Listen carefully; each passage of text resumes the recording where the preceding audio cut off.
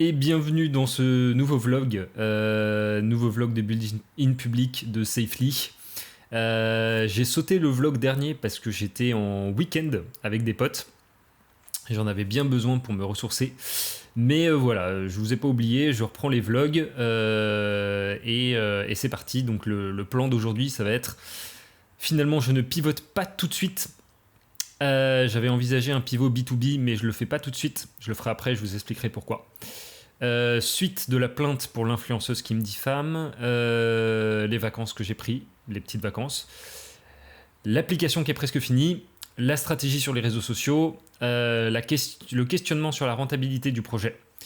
Et la différence entre entrepreneuriat freelance et entrepreneuriat startup. Et la campagne de recrutement des accompagnateurs qui se fait en ce moment.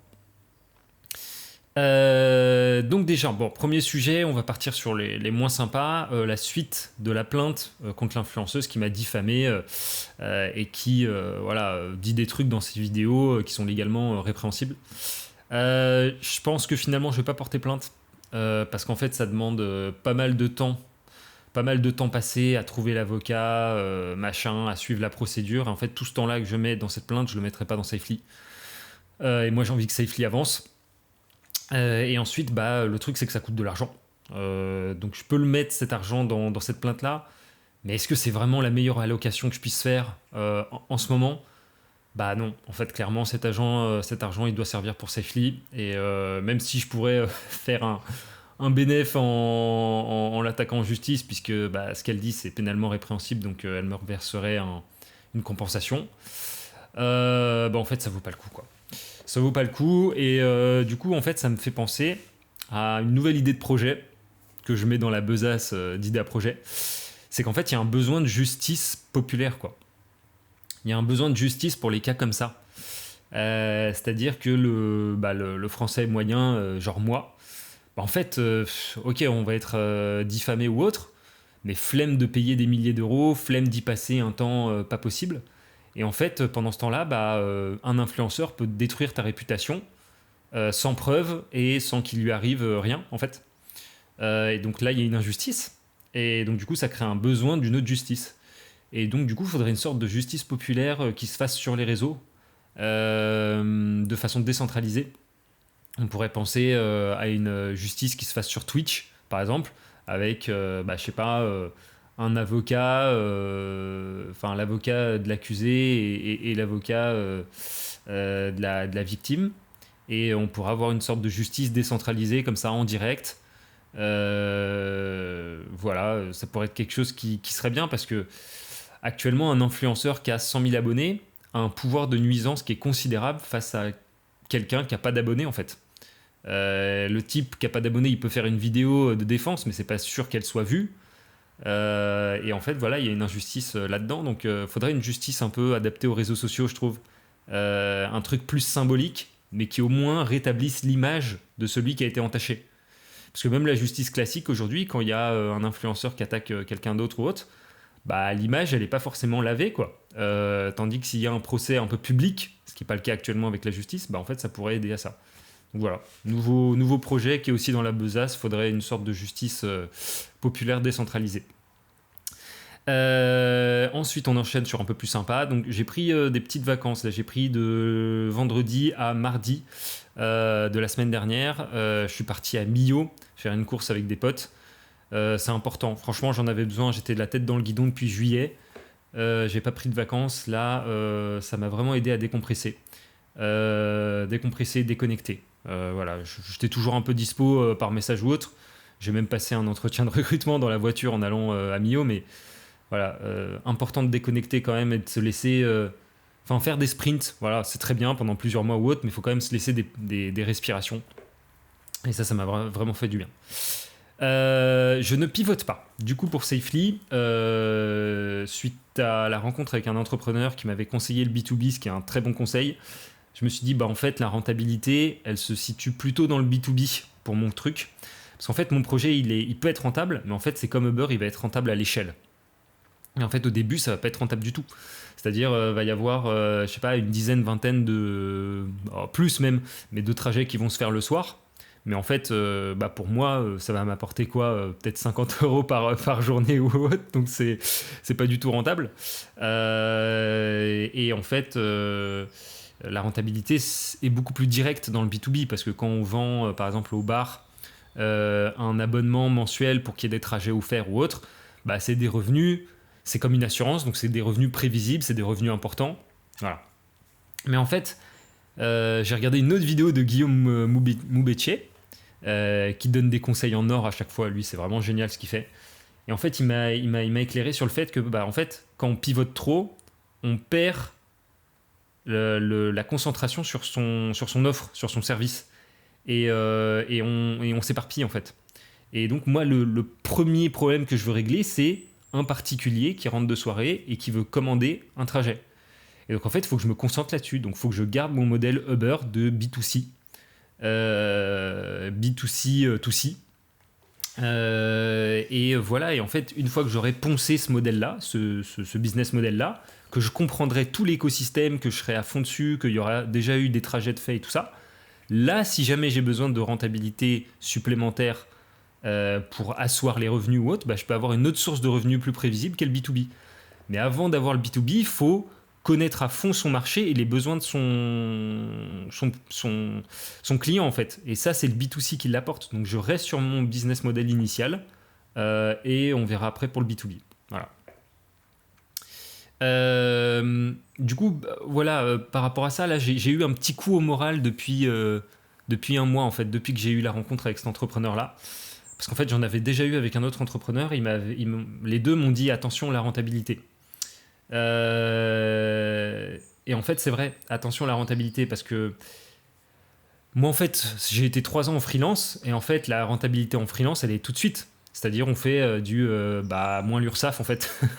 Allez, on va dire qu'on fait actuellement 75, si on enlève quelques logiciels et tout ça, on fait du 70% de marge, quoi. Donc, en fait, j'ai tout de suite été habitué à une forte rentabilité.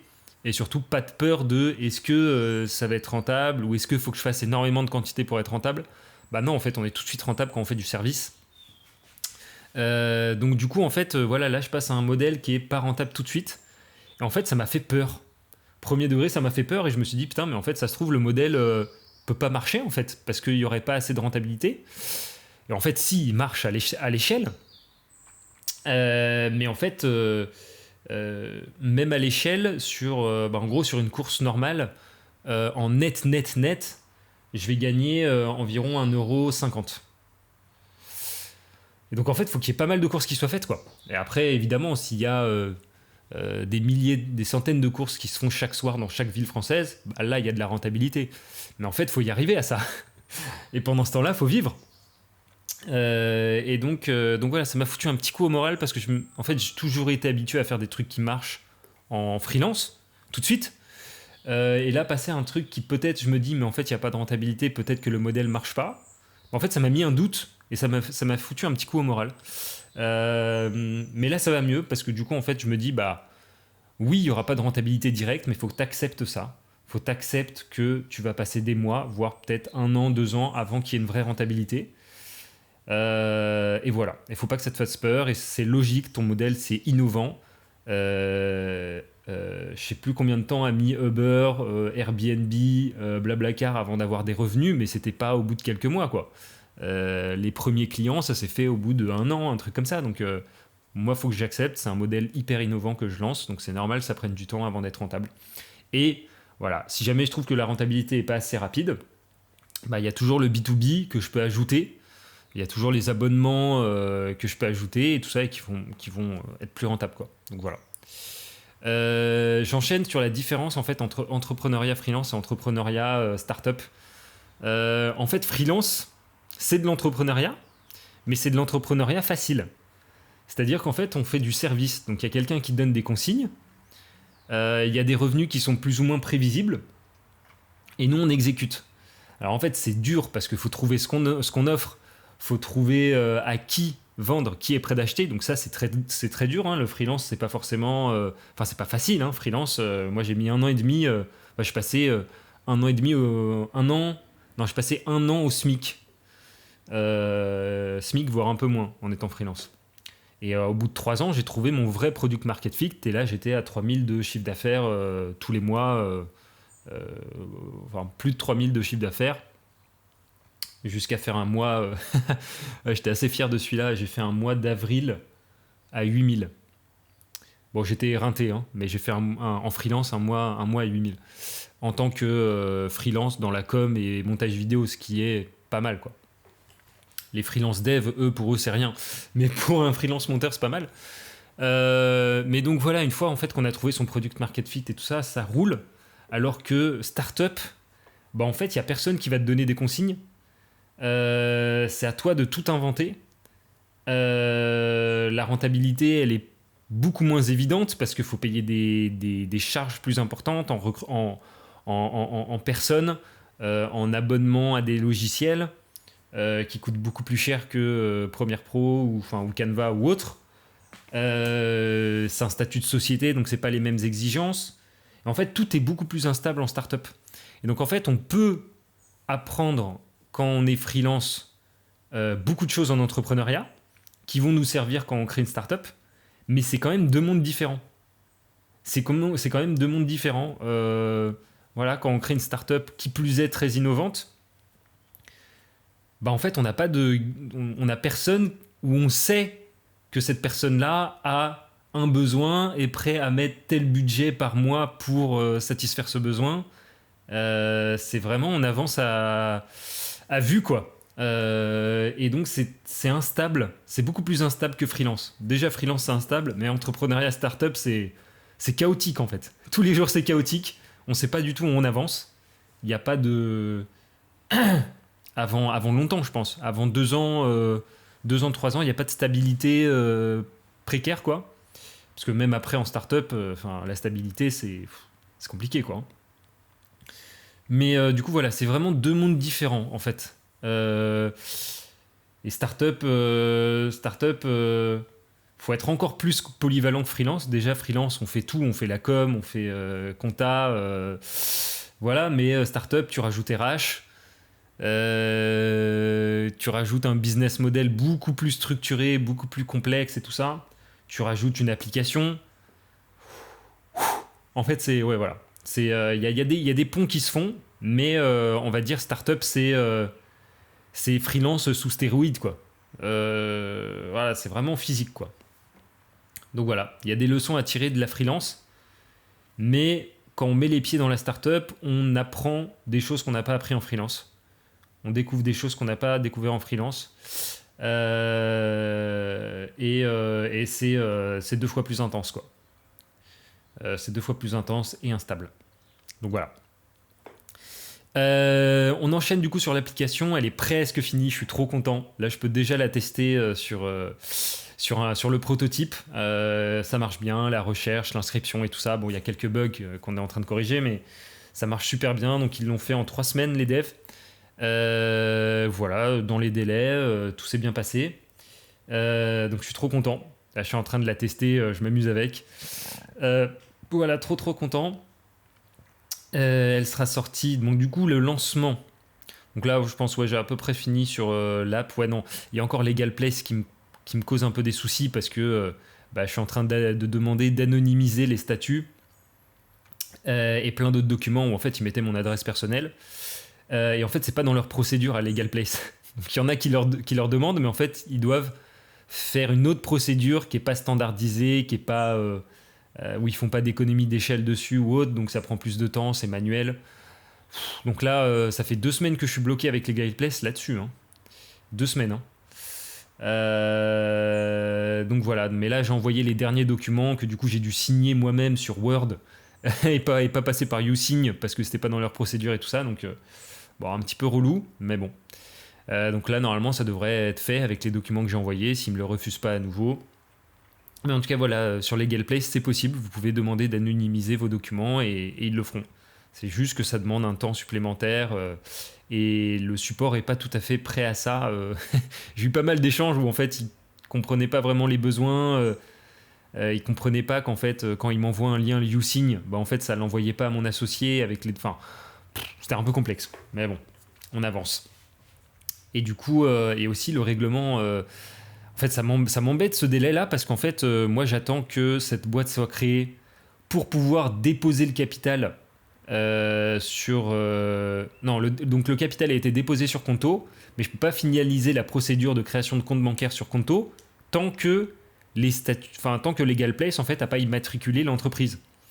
Et en fait, vu que le compte bancaire sur Conto n'est pas créé et la société n'est pas créée, et ben en fait, je ne peux pas payer en tant que société les développeurs.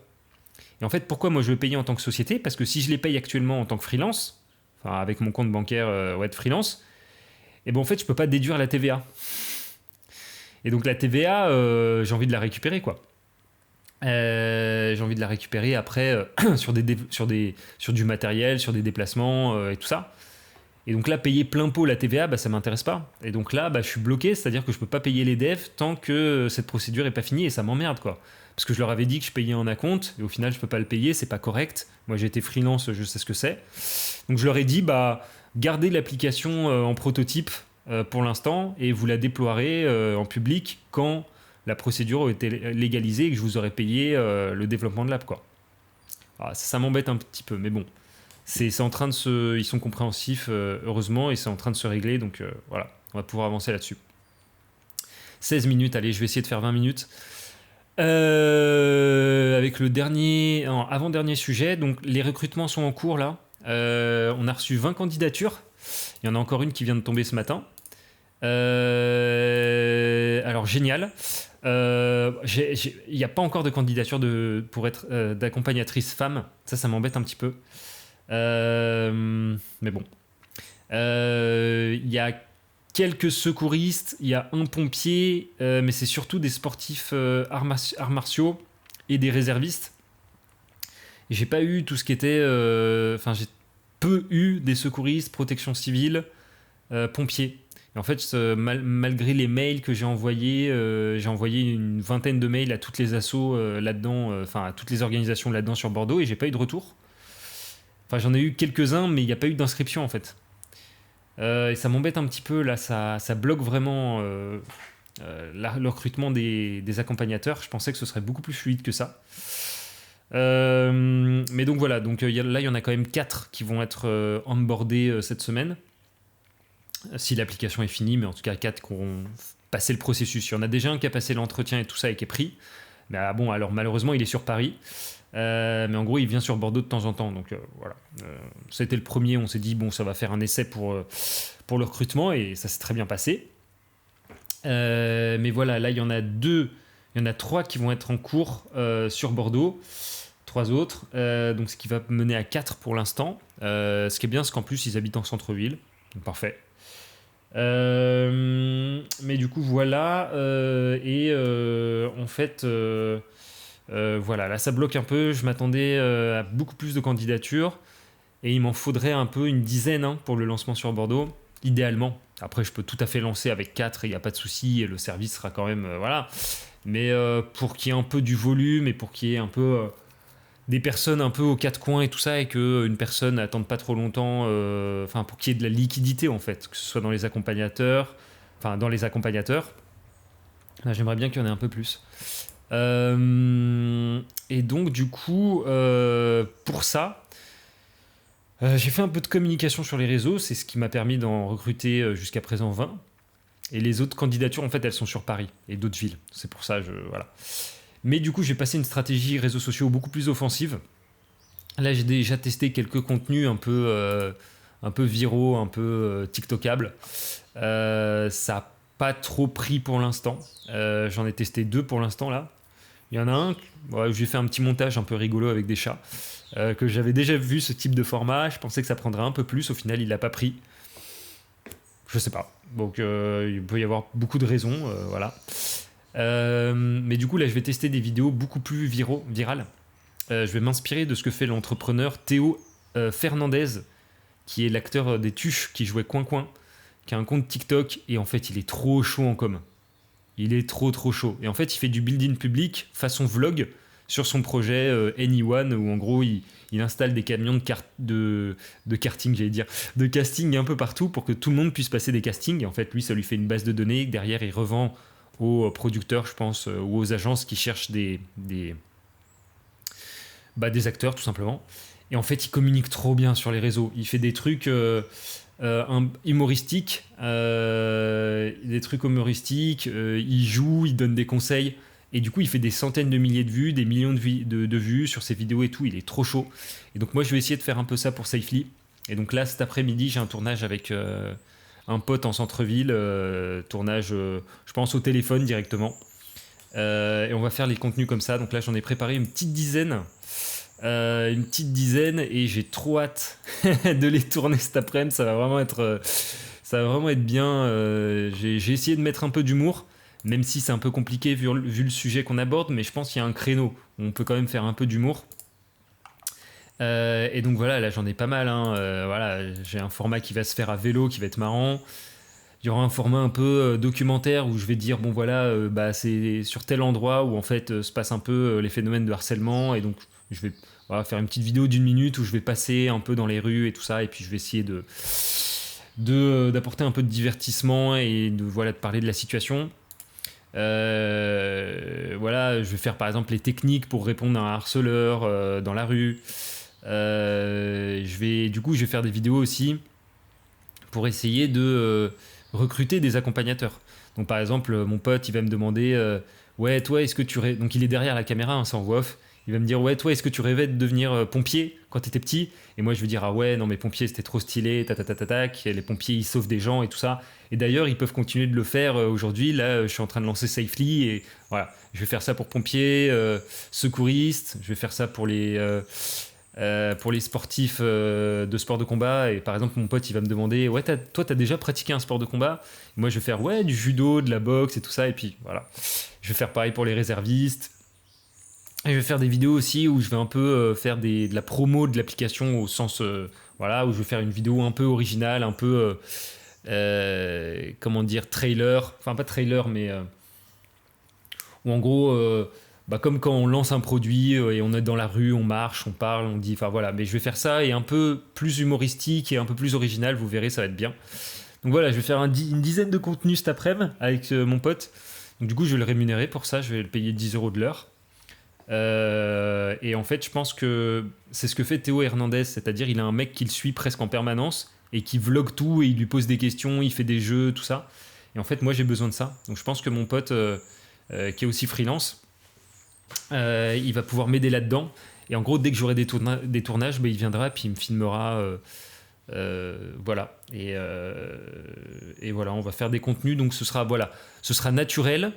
Il y aura quelques contenus qui seront un peu plus marketing ou autres en vidéo, mais sinon ce sera vraiment du vlog naturel, face caméra et tout ça. Et je pense que vraiment ça peut bien marcher.